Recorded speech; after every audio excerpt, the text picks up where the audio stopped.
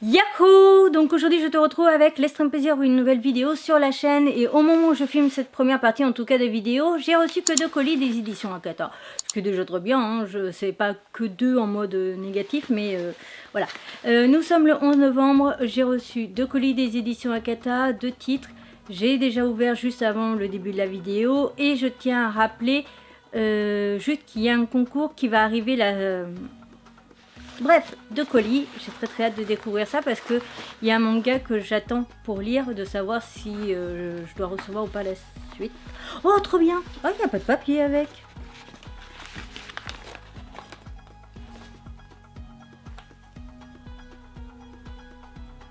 Ah bon?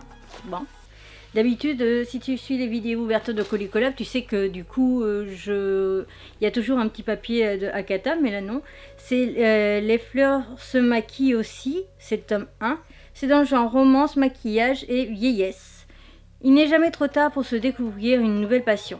Depuis le décès de son mari, Anayo ne sait plus quoi faire de son temps libre. Un jour, alors qu'elle flânait dans les rues, elle remarque une boutique de cosmétiques et surtout sa charmante propriétaire Yoshiko.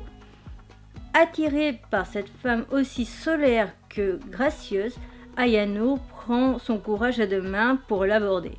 Malgré quelques appréhensions, la veuve accepte d'être maquillée et découvre avec surprise le visage rayonnant dans le miroir. D'abord déstabilisée, elle finit par se reconnecter à elle-même, mais également à ses émotions. Et si le temps était enfin venu pour elle de laisser ses sentiments éclore. Je trouve ça très beau comme résumé, la façon de le dire. Les fleurs se maquillent aussi décrit l'histoire d'amour entre deux femmes d'âge mûr, un parcours de vie très différent. Dans une ambiance douce, amère, Swinge, ouais, c'est le nom du mangaka, je te l'aurai affiché, nous livre une œuvre à la fois réaliste et inspirante. Série en 3 tomes. Donc je te mets toutes les autres informations possibles à côté de moi, vu que je n'ai pas plus d'informations que ça, vu qu'on n'a pas de feuille d'infos. Ça me fait vraiment très bizarre. La qualité des dessins par contre est juste magnifique, c'est une dinguerie, je trouve. Moi je trouve ça trop beau. Donc voilà.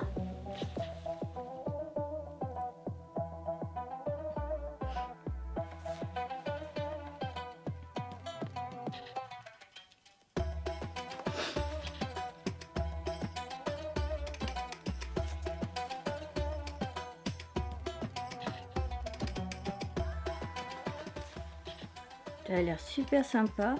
Et j'aime bien le fait que justement elle se maquille, elle se redécouvre et elle se trouve plus belle avec maquillage. Parce que très clairement, c'est un petit peu mon cas. Je me trouve très moche sans maquillage. Je me supporte plus, même sans maquillage, honnêtement. Je pense aussi que c'est une habitude à force, parce que forcément je me vois plus facilement dans le retour écran, dans les retours téléphone, etc. maquillée que dans la vie de tous les jours, parce que dans la vie de tous les jours je me prends jamais en photo, je regarde juste vite fait voir si par exemple quand j'ai mangé quelque chose, si j'ai rien autour de la bouche ou si j'ai rien entre les dents, et c'est tout. Donc ça s'arrête à très vite.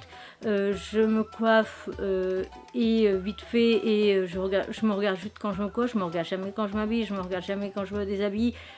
Enfin voilà, des trucs comme ça. Donc et je me trouve vraiment très moche sans maquillage d'ailleurs, soyons honnêtes. Et donc du coup je trouve ça bien là au niveau de l'histoire de montrer qu'elle va se plaire finalement, et donc peut-être s'aimer un peu plus elle-même. J'aime l'idée du scénario et j'ai très hâte de le lire. Après 3 tomes, j'ai peur que ce soit quand même très court. Oh, assez épais. On a Whore Love Language des éditions Akata, le tome 2. Voilà.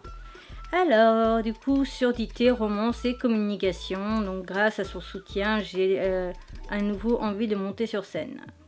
Voilà, donc, Whore of Language suivait une romance entre deux jeunes adultes qui, au contact l'un de l'autre, vont apprendre à s'exprimer et à s'épanouir. Donc, c'est une romance avec, du coup, une personne, je crois, qui est juste malentendante. et surdité, bon, sourde.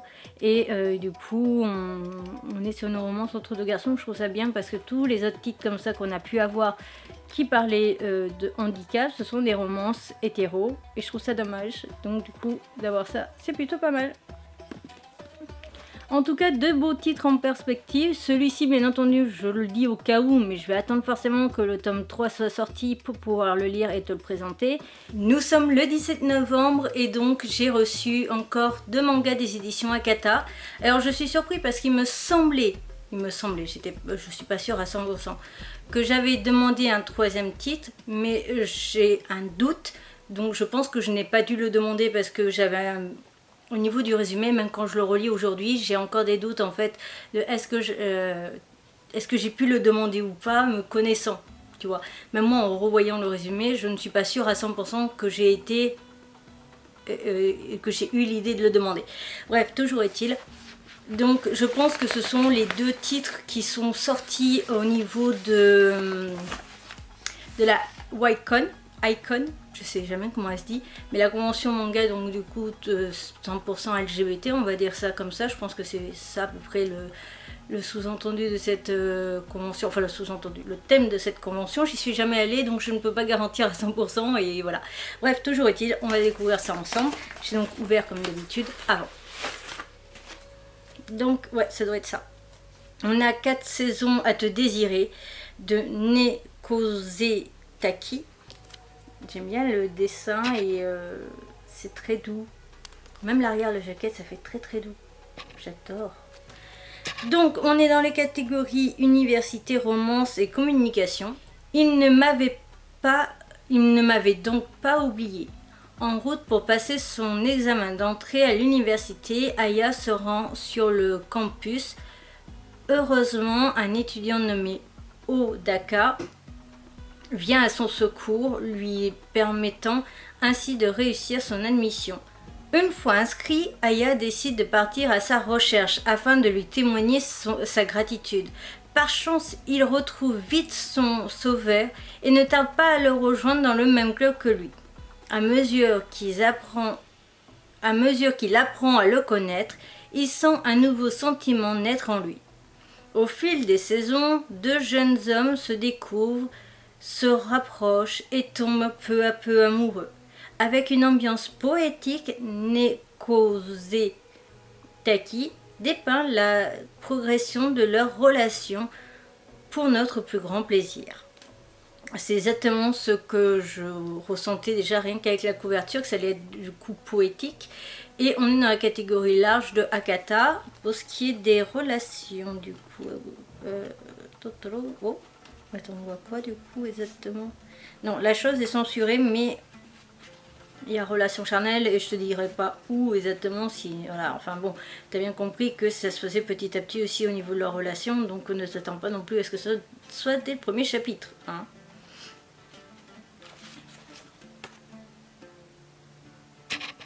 Voilà.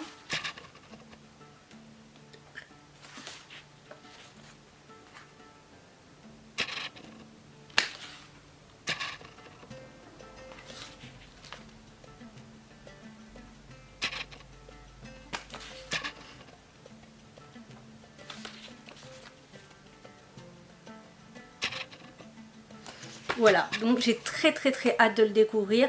Je le lirai, mais je pense que ce sera du coup pour tout début janvier. Je vais me faire une pile de toute façon, je suis déjà en train de réfléchir à ce que je vais lire en janvier. Et je pense que tous ces... Je vais mettre beaucoup de one-shot ou de trucs comme ça, ou de séries très courtes. De toute façon, j'ai beaucoup de séries courtes à lire, honnêtement. Je te ferai prochainement, pendant les vacances, je pense, de Noël, pendant les vacances scolaires de Noël, je ferai une vidéo où je te présente un peu les titres qu'il y a de ma palle, pour que te guider, tu vois à peu près ce que j'envisage de lire dans les 2 prochaines années, on va dire. Voilà. Ensuite, on a la mélodie de l'aube de Potato Ueno.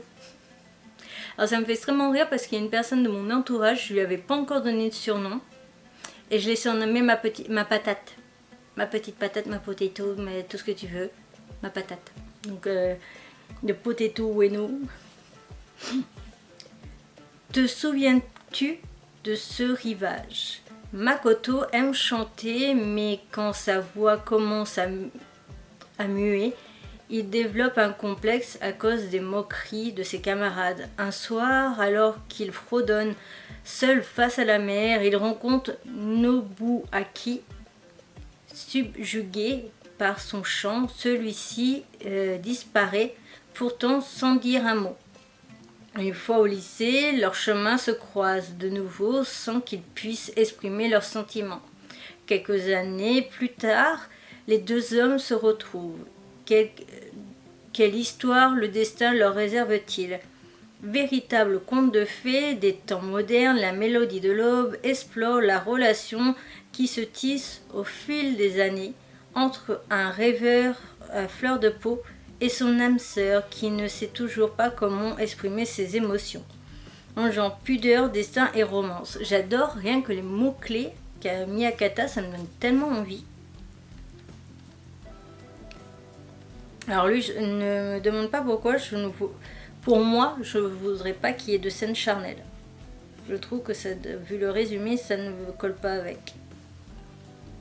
Bah j'en vois pas. Tant mieux.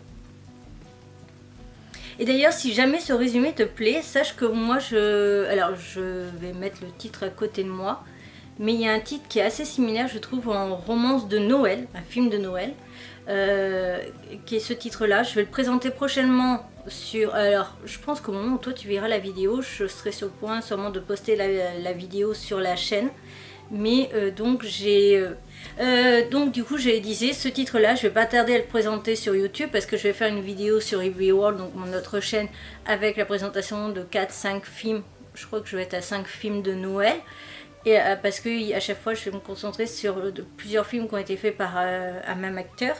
Et j'ai vraiment aimé parce que ça se faisait sur 3 ans la relation. Et voilà, bref, c'est à peu près dans le même genre. Donc du coup j'adore encore plus. Mais je t'ai pas montré la qualité de dessin. Elle est très simplette, hein. C'est pas le genre du tout que j'apprécie. Mais pour des histoires comme ça, très poétiques, très machin, ça colle. Mais c'est vrai que ça a tendance du coup à moins m'emballer, je trouve.